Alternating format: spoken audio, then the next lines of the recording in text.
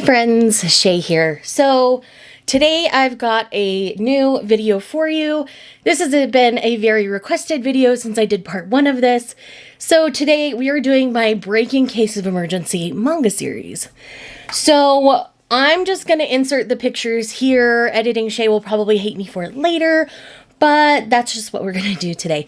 So Breaking Case of Emergency, these are the things that I do want to read, but I'm also like saving for like a bad mental health day or like just a day where I need something that I know I'm going to love. Say I've read a bunch of bad volume 1s in one go. Like that's when I would bring in one of these.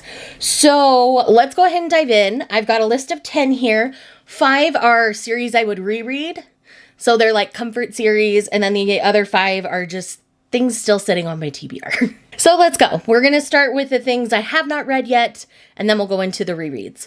So first up, we're going to talk about Yone of the Dawn volume 36 and 37. Basically, I'm saving these for a rainy day because I'm not getting any more Yone till March. And I've heard that the cliffhanger on 37 sucks. And I heard similar things about 36 as well. So that's kind of why I'm waiting on those. But I love Yone so much that if I'm having a bad day, I would pull out some Yone and I would read it. So I do already own these, but I'm saving them for a rainy day. All right, next up we have The Ancient Magus Bride, Wizard's Blue. So I still have volume 4 and volume 5 that I have not read in this series. This is one of my favorite spin-offs to the Ancient Magus Bride world, in which we're following a young man and another paranormal creature named Giselle, who he's technically her like bride in a sense. Like he's the new like spouse, fiance, the person that she wants by her side, and they have a really interesting dynamic. It does center around his magical power, centers around like art and paint color and stuff. So it's very interesting. I really love it. Again, it's one that I just love on a comfort. So I would probably read those before I'd read the Yone ones just because I don't want to wait on Yone. So I'm at an okay pausing point on Yone right now. So yeah, that's kind of what's going on there.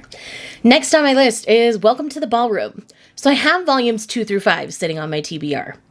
And I keep putting them on like 30 and 30 TBRs and whatnot, but I keep leaving them there because I keep saving them for a rainy day. I love ballroom dancing. It's something that I was very passionate about in my younger years.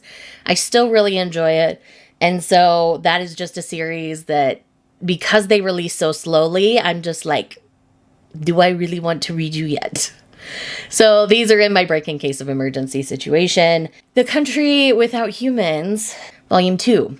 I loved volume 1 so much. And it just was so comforting in a way that's why I haven't read volume 2 yet. This one is probably highest on my list to read soon, but I still just, I really love it. It's a really great series about a little girl found in a world full of robots. There are no other humans, and she's lost, and this robot that she names Bulb finds her, and it's amazing. I'm not going to say anymore because I don't want to spoil it. The last one officially for the ones that I have not read yet is Nicola Traveling Around the Demon's World Volume 4. Now this is an adorable slice of life, batch of cuteness involving a little human girl running around the demon world with a demon companion, and it's adorable. It warms my heart, warms my soul, which is why it's a saving for a rainy day. I'm not sure if it's the last volume or not, but we haven't gotten a volume in a long time. Let me fact check myself. Hold on. It is the last one. So that's the other reason why I haven't finished it yet, is because it is the last volume and I'm not going to get any more Nicola. So I am saving that for a tough day. All right. So let's get into my rereads. So these are going to be comfort series that I love, or mangakas that I love, that having a bad day and I didn't feel like something new, I would go to these. So first up, Haikyuu. Nobody's surprised here. I love Haikyuu. Yes, my Haikyuu read along fell apart this year. We're not going to talk about it right now. We'll talk about that later. But Haikyuu is one of my favorites. It's my comfort anime. It's one of my comfort manga series. So, if I was having an emergency or stranded on a desert island, like, I would choose Haikyuu to take with me because, one, it's 45 volumes of content, and two, it's just amazing and I love it and it's fantastic. Next on the list is Honey So Sweet. This is one that's probably going to surprise some people.